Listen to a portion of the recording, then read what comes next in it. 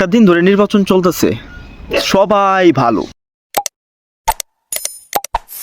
যারা ঋণ খেলাপি করছে তারাও ভালো, তারাও নির্বাচন করতেছে। নির্বাচন কমিশন বলতেছে যে আপনারা ঋণ খেলাপি যে ব্যাংকে থেকে যে ঋণ নিছেন, তো পাস করে আপনারা ঋণ দিয়ে দিন।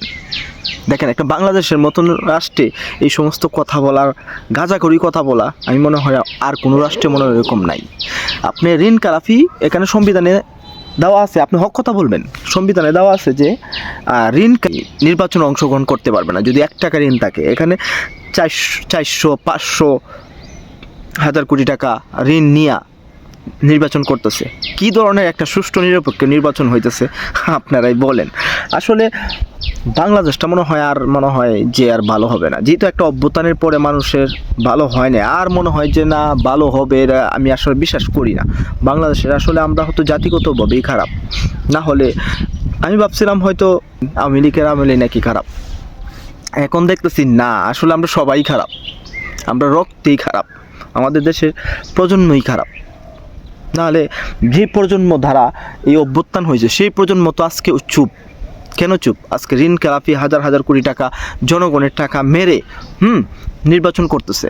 আবার সেই ডক্টর ইউনূস সাহেবের প্রশাসনই বলতেছে যে আপনারা নির্বাচনে ফাঁস করে পরে কি করেন, আপনার টাকাগুলা ব্রেক দিয়ে দেন। তো তখন যে ব্যাংকের টাকাগুলা ব্রেক দিব, কার টাকাগুলা দিব? আমার টাকা দিব, আপনার টাকা দিব, জনগণের টাকা দিব। তো এটা কি ধরনের যে একটা ফাইজলামি, আসলে এটা আপনারা কমেন্টে আসেন, বলে যান আপনারা। আমি আসলে কিছু আর বলতে যাচ্ছি না, কারণ আমি বললে আসলে মানুষের খারাপ কয় যে তুমি এত কথা বলো কেন। আসলে কথা না বলেও থাকতে পারি না, আমি হক কথা বলবো, সবসময় হক কথা বলবো। হক কথা বললে মরে যাব, কিন্তু চুপ করে মরে থাকবো না। আসলে দেলোয়ার হোসেন সাঈদী একটা কথা বলছে, বিড়ালের মতো 500 বছর বেঁচে থাকার কোনো লাভ নাই, সিংহের মতো এক ঘন্টা বাঁচতে চাই নেই। আসলে এটাই আল্লাহর কাছে, আমরা আল্লাহকে বিশ্বাস করি, আল্লাহকে জানি, পরকাল বিশ্বাস করি, একদিন মরতে হবে। তো হক কথা বলবো, হক কথা বলে মরে যাব। ঋণ খেলাপির বিরুদ্ধে আপনারাও কিছু কথা বলেন, সবাই সবার জায়গা থেকে কথা বলেন, তাহলে দেখবেন এই সমস্ত ঋণ খেলাপিগুলা আস্তে আস্তে বন্ধ হয়ে যাবে। আমরা চাই যে সোনার একটা বাংলাদেশ গড়ে উঠুক। হ্যাঁ, রাজনৈতিক ব্যক্তিত্ব যারা আছে তারা জনগণের সেবা করবে, তারা নিজেদের পেট ভরবে না।